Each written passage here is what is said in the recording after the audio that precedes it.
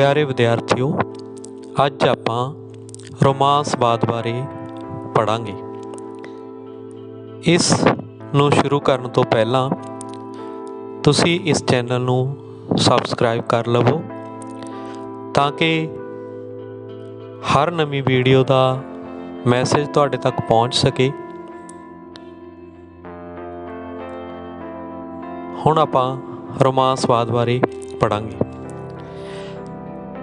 एक पश्चिमी विद्वान सिपले ने अपनी पुस्तक डिक्शनरी ऑफ वर्ल्ड लिटरेचर विच रोमांसवाद बारे लिखिया है कि रोमांसवाद एक विशाल ते बैरागमई रूप विच प्रगट हुई ਸਾਹਿਤ परंपरा है।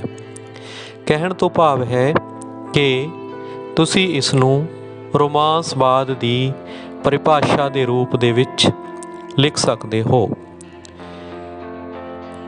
उन्होंने एक किताब लिखी सी जिसका नाम सी डिक्शनरी ऑफ वर्ल्ड लिटरेचर। उस किताब दे विच उन्होंने रोमांसवाद की परिभाषा इस तरह दी है। रोमांसवाद एक विशाल ते बैरागमई रूप विच प्रगट हुई ਸਾਹਿਤ परंपरा है। इत्थे रोमांसवाद बारे सिपले ये भी आखदा है कि मनुखी सुभाਅ कई बार सथापित कदरां कीमतां तो तंग आ जाता है। भाव समाज वालों, राज प्रबंध वालों जां धर्म वालों ਜਿਹੜੇ ਨਿਯਮ बनाए जाते हैं ਉਹ ਉਹਨਾਂ ਤੋਂ ਬਾਗੀ ਹੋ ਜਾਂਦਾ है। ਸਿਪਲੇ ਦੇ ਅਨੁਸਾਰ ਮਨੁੱਖ ਦੇ ਸੁਭਾਅ ਦੇ ਵਿੱਚ ਬਗਾਵਤ ਜਨਮ ਤੋਂ ਹੀ ਹੁੰਦੀ ਹੈ। ਮਨੁੱਖ ਆਪਣੇ ਸੁਭਾਅ ਤੋਂ ਹੀ ਬਾਗੀ ਹੁੰਦਾ ਹੈ, ਪਰੰਤੂ ਕਈ ਵਾਰ ਸਮਾਜ ਦੀਆਂ ਸਥਾਪਿਤ ਕਦਰਾਂ ਕੀਮਤਾਂ ਨੇ ਜਿਹੜੀਆਂ ਉਸ ਨੂੰ ਇੰਨਾ ਤੰਗ ਪਰੇਸ਼ਾਨ ਕਰ ਦਿੰਦੀਆਂ ਹਨ, ਜਾਂ ਫਿਰ ਸਮਾਜ ਦਾ ਸਥਾਪਿਤ ਕੀਤਾ ਗਿਆ ਰਾਜ ਪ੍ਰਬੰਧ ਜਾਂ ਸਮਾਜ ਵੱਲੋਂ ਉਸ ਵਿਅਕਤੀ ਦੇ ਉੱਪਰ ਥੋਪਿਆ ਗਿਆ ਧਰਮ ਉਸ ਨੂੰ ਇੰਨਾ ਤੰਗ ਪਰੇਸ਼ਾਨ ਕਰ ਦਿੰਦਾ ਹੈ ਕਿ ਮਨੁੱਖ ਇਹਨਾਂ ਸਥਾਪਿਤ ਕਦਰਾਂ ਕੀਮਤਾਂ, ਰਾਜ ਪ੍ਰਬੰਧ ਅਤੇ ਧਰਮ ਤੋਂ ਬਾਗੀ ਹੋ ਜਾਂਦਾ ਹੈ ਅਤੇ ਬਗਾਵਤ ਕਰ ਬੈਠਦਾ ਹੈ ਅਤੇ ਉਹ ਆਪਣੇ ਮਨ ਅਨੁਸਾਰ ਜ਼ਿੰਦਗੀ ਜਿਉਣ ਦੀ ਕੋਸ਼ਿਸ਼ ਕਰਦਾ ਹੈ। ਉਹਨਾਂ ਤੋਂ ਬਾਗੀ ਹੋ ਕੇ ਮਨੁੱਖ ਆਪਣੇ ਮਨ ਮਰਜ਼ੀ ਦੇ ਰਾਹ ਉੱਤੇ ਤੁਰਨਾ ਚਾਹੁੰਦਾ ਹੈ। ਇਸ ਲਈ ਮਨੁੱਖੀ ਸੁਭਾਅ ਜਾਂ ਇੱਛਾ ਵਿੱਚੋਂ ਰੋਮਾਂਸਵਾਦ ਜਨਮ ਲੈਂਦਾ ਹੈ। ਤਾਂ ਅਸੀਂ ਕਹਿ ਸਕਦੇ ਹਾਂ ਕਿ ਰੋਮਾਂਸਵਾਦ ਦਾ ਜਨਮ ਮਨੁੱਖੀ ਸੁਭਾਅ ਦੇ ਵਿੱਚੋਂ ਹੀ ਹੁੰਦਾ ਹੈ। ਪੰਜਾਬੀ ਸਾਹਿਤ ਦੇ ਪ੍ਰਸਿੱਧ ਵਿਦਵਾਨ ਤੇ ਆਲੋਚਕ ਸੰਤ ਸਿੰਘ ਸੇਖੋਂ ਦਾ ਇਸ ਸੰਬੰਧੀ ਵਿਚਾਰ ਹੈ ਕਿ ਰੋਮਾਂਟਿਕ ਸ਼ਬਦ ਦੇ ਅਰਥ ਅੰਗਰੇਜ਼ੀ ਅਤੇ ਪੱਛਮੀ ਭਾਸ਼ਾਵਾਂ ਵਿੱਚ ਪੂਰੀ ਤਰ੍ਹਾਂ ਸਪਸ਼ਟ ਨਹੀਂ ਹਨ। ਕਹਿਣ ਦਾ ਭਾਵ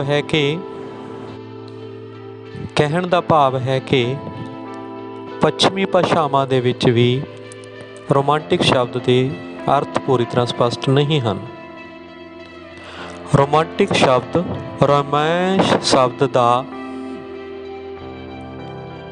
ਵਿਸ਼ੇਸ਼ਣ ਰੂਪ ਹੈ ਅਤੇ ਸ਼ੁਰੂ ਵਿੱਚ ਰੋਮਨ, ਲੈਟਿਨ ਵਿੱਚੋਂ ਨਿਕਲੀਆਂ ਭਾਸ਼ਾਵਾਂ ਇਤਾਲਵੀ, ਫਰਾਂਸੀਸੀ, ਸਪੈਨਿਸ਼ ਆਦਿ ਵਿੱਚ ਇਹ ਸ਼ਬਦ ਵਰਤਿਆ ਜਾਂਦਾ ਸੀ। ਰੋਮਾਂਸਵਾਦ ਦੇ ਅਰਥ ਹਮੇਸ਼ਾ ਬਦਲਦੇ ਰਹੇ ਹਨ। ਸਮੇਂ ਦੇ ਬਦਲਣ ਨਾਲ ਇਹ ਸ਼ਬਦ ਰੋਮਾਂਸ ਵੱਖ-ਵੱਖ ਅਰਥ ਲੈਂਦਾ ਰਿਹਾ ਹੈ। ਜਿਵੇਂ 17ਵੀਂ ਸਦੀ ਵਿੱਚ ਕਲਪਨਾ ਤੇ ਝੂਠ ਨਾਲ ਜੁੜਿਆ, 18ਵੀਂ ਸਦੀ ਵਿੱਚ ਜਰਮਨੀ ਵਿੱਚ ਇਸ ਦਾ ਅਰਥ ਉਪਨਿਆਸ ਨਾਲ ਜੋੜਿਆ ਗਿਆ ਅਤੇ ਆਧੁਨਿਕ ਸਮੇਂ 19ਵੀਂ ਅਤੇ 20ਵੀਂ ਸਦੀ ਵਿੱਚ ਪ੍ਰੇਮ ਤੇ ਵਿਸ਼ਾਦ ਸ਼ਬਦ ਇਸ ਨਾਲ ਜੁੜ ਗਏ। ਕਹਿਣ ਤੋਂ ਭਾਵ ਹੈ ਕਿ ਜਿਵੇਂ ਜਿਵੇਂ ਸਮਾਂ ਬਦਲਦਾ ਗਿਆ ਉਸੇ ਤਰ੍ਹਾਂ ਹੀ ਰੋਮਾਂਸ ਸ਼ਬਦ ਦੇ ਅਰਥ ਬਦਲਦੇ ਰਹੇ। 17ਵੀਂ ਸਦੀ ਵਿੱਚ ਇਹ ਕਲਪਨਾ ਤੇ ਝੂਠ ਨਾਲ ਜੁੜਿਆ, 18ਵੀਂ ਸਦੀ ਵਿੱਚ ਇਸ ਦਾ ਅਰਥ ਜਰਮਨੀ ਵਿੱਚ ਉਪਨਿਆਸ ਨਾਲ ਜੋੜਿਆ ਗਿਆ ਅਤੇ ਅੱਜ ਦੇ ਸਮੇਂ ਦੇ ਵਿੱਚ ਪ੍ਰੇਮ ਤੇ ਵਿਸ਼ਾਦ ਸ਼ਬਦ ਇਸ ਨਾਲ ਜੁੜ ਗਏ।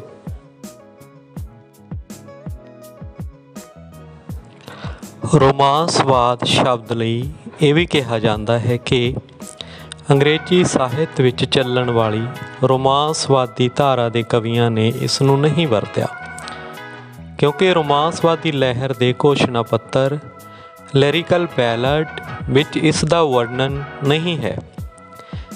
ਇਸ ਦਾ ਪ੍ਰਵੇਸ਼ ਸਾਹਿਤ ਵਿੱਚ ਫਰਾਂਸ ਦੀ ਕ੍ਰਾਂਤੀ ਤੋਂ ਬਾਅਦ ਹੋਇਆ।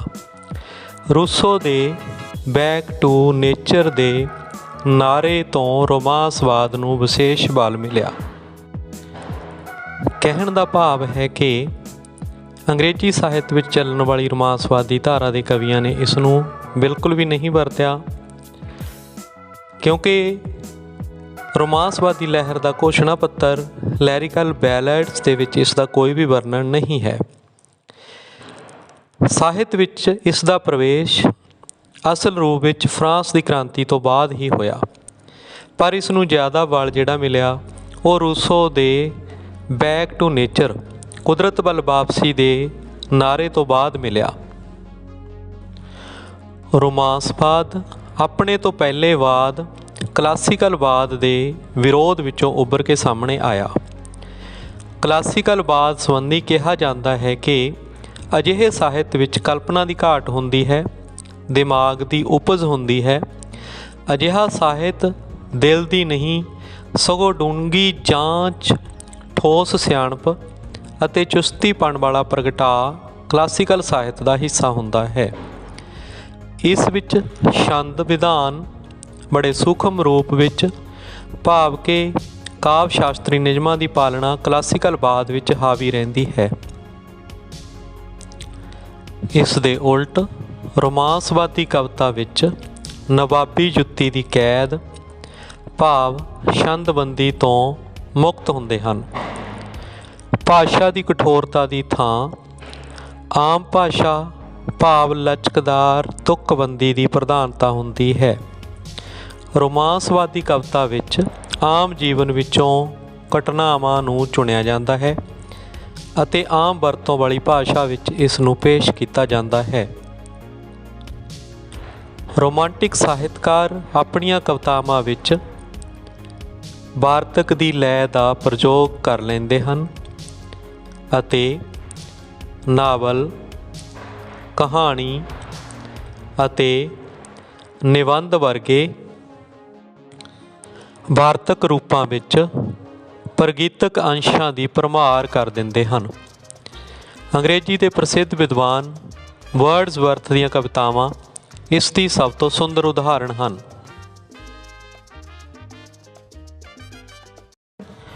ਕਹਿਣ ਤੋਂ ਭਾਵ ਹੈ ਕਿ ਰੋਮਾਂਸਵਾਦੀ ਕਵਿਤਾ ਵਿੱਚ ਜਿਹੜੀਆਂ ਘਟਨਾਵਾਂ ਨੂੰ ਚੁਣਿਆ ਜਾਂਦਾ ਹੈ, ਉਹਨਾਂ ਘਟਨਾਵਾਂ ਨੂੰ ਮਨੁੱਖ ਦੇ ਆਮ ਜੀਵਨ ਵਿੱਚੋਂ ਅਤੇ ਆਮ ਵਰਤੋਂ ਵਿੱਚ ਆਉਣ ਜਾਣ ਵਾਲੀ ਭਾਸ਼ਾ ਦੇ ਵਿੱਚੋਂ ਲਿਆ ਜਾਂਦਾ ਹੈ।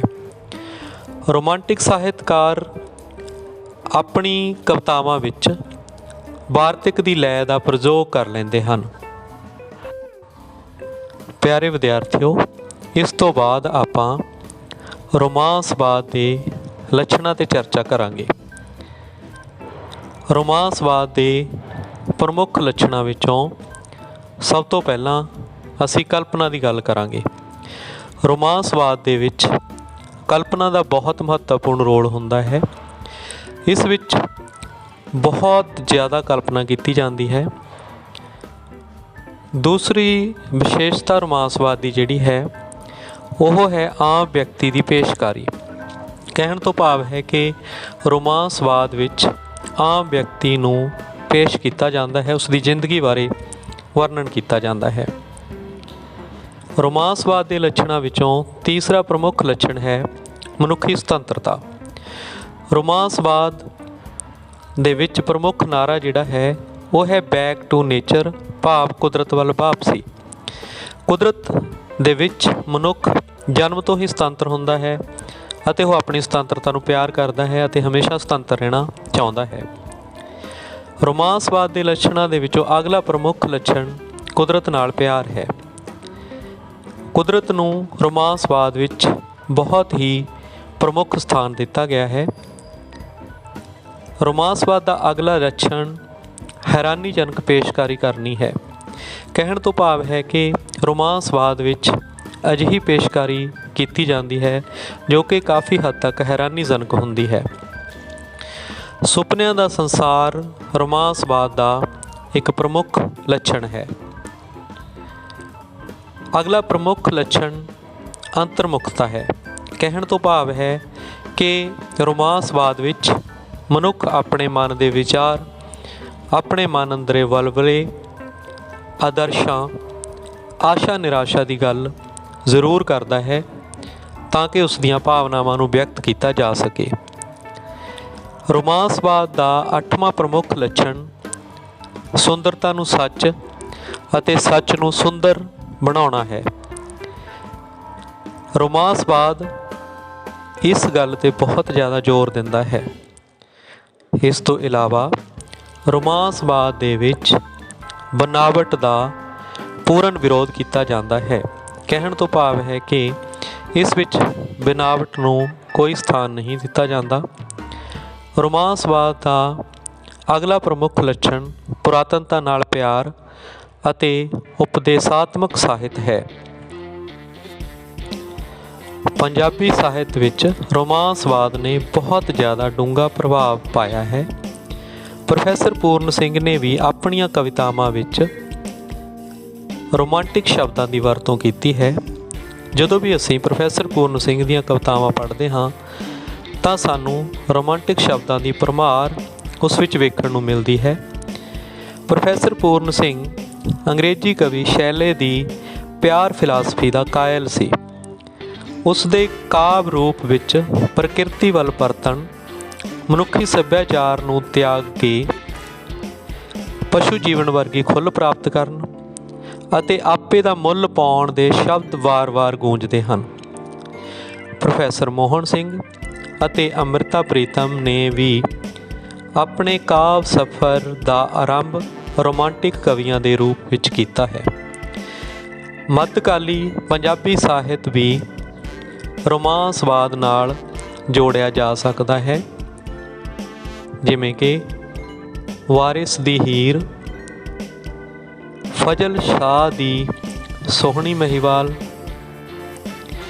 ਹਾਸ਼ਮ ਦੀ ਸੱਸੀ ਆਦਿ। ਪਿਆਰੇ ਵਿਦਿਆਰਥੀਓ, ਉਮੀਦ ਕਰਦੇ ਹਾਂ ਕਿ ਤੁਹਾਨੂੰ ਇਹ ਵੀਡੀਓ ਬਹੁਤ ਜ਼ਿਆਦਾ ਪਸੰਦ ਆਈ ਹੋਵੇਗੀ। ਅਗਲੀ ਵੀਡੀਓ ਦੇਖਣ ਦੇ ਲਈ ਇਸ ਚੈਨਲ ਨੂੰ ਸਬਸਕ੍ਰਾਈਬ ਜ਼ਰੂਰ ਕਰੋ ਤਾਂ ਕਿ ਜਦੋਂ ਵੀ ਅਸੀਂ ਅਗਲੀ ਵੀਡੀਓ ਬਣਾ ਕੇ ਤੁਹਾਡੀ ਕਚਹਿਰੀ ਵਿੱਚ ਪੇਸ਼ ਕਰੀਏ ਤਾਂ ਉਸ ਦਾ ਨੋਟੀਫਿਕੇਸ਼ਨ ਤੁਹਾਨੂੰ ਪਹਿਲ ਦੇ ਆਧਾਰ 'ਤੇ ਮਿਲ ਸਕੇ। ਵੀਡੀਓ ਦੇਖਣ ਲਈ ਆਪ ਸਭ ਦਾ ਬਹੁਤ ਬਹੁਤ ਧੰਨਵਾਦ।